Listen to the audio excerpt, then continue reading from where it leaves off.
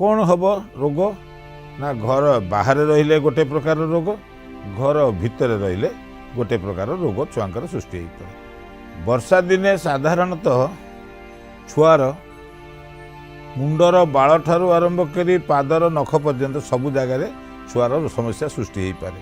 Malaria dengue typhoid आसतु आम समस्ते पिला डाक्तर तरफ छुआ गुड़ी को सुस्थ रखा वर्षा दिन जमी आनंदमय हो। पिला डाक्तर संकल्प टीवी माँ मानू सचेतन करने ये जो प्रयास एथिरे आपण माने आमको साहाय्य करुथुवारु बहुत धन्यवाद। आपण देखंतु सब्सक्राइब करंतु लाइक करंतु एवं आपणकर इच्छा अनुसार मतामत दियंतु बा प्रश्न पचारंतु।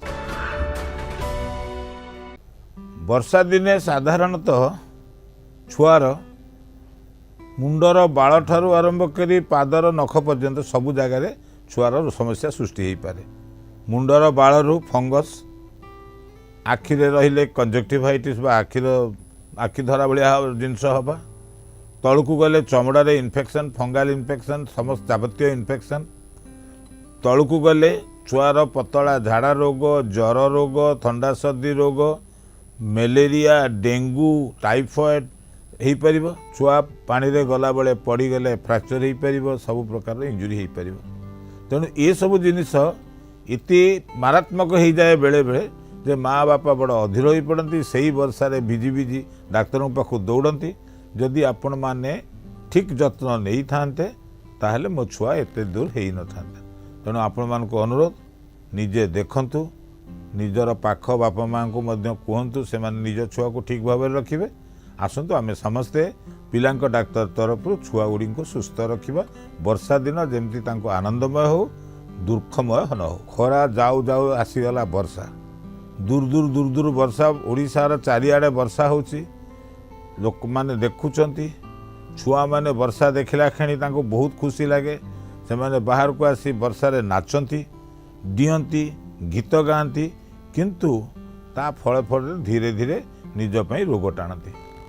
कौन हम रोग ना घर बाहर रहिले गोटे प्रकार रोग घर भितर रहिले गोटे प्रकार रोग छुआंकर सृष्टि हो पाए। घर बाहर को गले कौन रोग हम तो नवजात शिशु गला नवाई टीका आसला बेले माँ ठीक भाव में धरला नहीं छुआ देह वर्षा पानी पईला छुआ को थंडा सर्दी है माँ कौन कर आसिक पहुँचीगला घरे पहुँचीगला छुआ माँ क्षीर खाऊ नहीं क्या थंडा सर्दी लगी रही नाक बंद छुआ खाई पारु नहीं।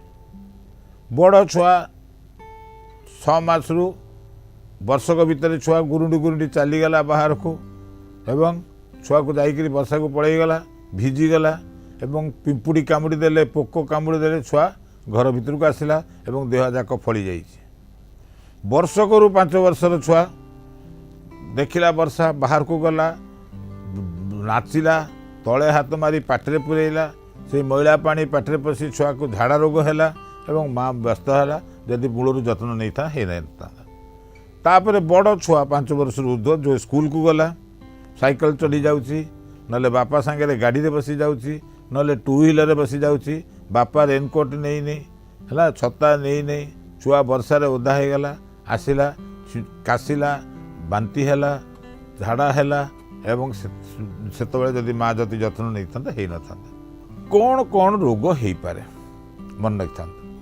प्रथम जिनिस है बाहर को जदि छुआ जाऊँची एवं बाहर को गला बेले जदि वर्षा रे भिजी जाऊँची ताहले प्रथम जिनस हम जदि छुआ चाली चाली के जाऊँची गोड़ खसीगला पड़ो पड़े कौन हम गोड़ भांगीज एवं वर्षारू कहीं आने को नथिबे।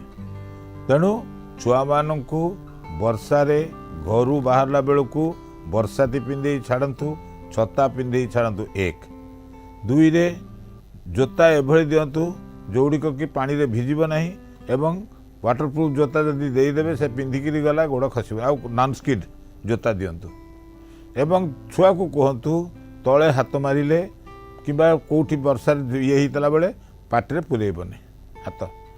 वर्षा पानी भावतु नहीं जे एकदम पूरा विशुद्ध पानी वर्षा पानी पवन रु वायुरे बुलुवा सबु प्रकार विषाक्त जिनिस नाइट्राइट ठू आरंभ करी जीवाणु ठू आरंभ करी सबुतक आसी छुआ देहरे पड़े। तेणु सेगुड़िक कौन कर ना छुआ देहरे चर्म रोग सृष्टि कर एक फंगस पाई दुई इन्फेक्शन पाई जदि कटि जाइथिबो से जगह मध्य पाचि जाई पारे। तेणु मन रखि थांतु फंगस हेले बा ये हेले ताको तुरंत नहीं कि पाख डाक्तर को देखेबे एवं फंगस रो मेन खाद्य हैला तेल सेतबेले तेल टिके बंद करदेबे बंद करी डाक्तर परामर्श अनुसार जो मलम देबे लगेबे जहाँ औषध खाइबा को देबे आंटी फंगल खाइबे। जदि छुआ देहरे ज्वर हैला काश हैला नाकरू पानी गड़िला ताले जानिबे छुआ को श्वास संक्रमण हबको जाउची एवं सेतबेले प्रथम जिनस हैला नाक को सफा रखिबा पई नॉर्मल सलाइन टिके पकई नाक को सफा कर दियंतु।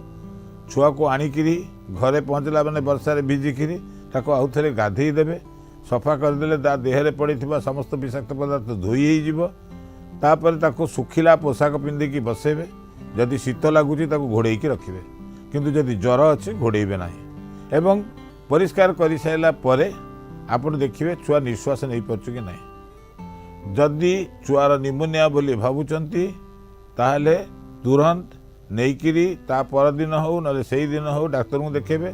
जदि ज्वर अच्छी छुआ निश्वास हो पार निश्वास नहीं पार नहीं सांगे सांगे डाक्तर को परामर्श करेंगे। तापर बड़ जिनस है छुआ को जो घर को आसीगला थंडारे बुलिला बाहर जिनस खाइला मन रखि था वर्षारे जो खाद्य गुड़िया दुकान आणवे बरा कहतु पियाजी कहतु चीनाचूर कहतु चॉकलेट कहतु सबुଗୁଡ଼ିक हूँ दूषित खाद्य। तेणु घरोई खाद्य देबे बजार खाद्य देबे नहीं। जदि देबे ता परदिन छुआ को आग बांती हम बांती पर पतला झाड़ा रोग हम पतला झाड़ा रोग होगी जल शुष्कता हम जल शुष्कता होगी छुआ जाकि हस्पिटाल हो आपड़ कौन चाहूँगी।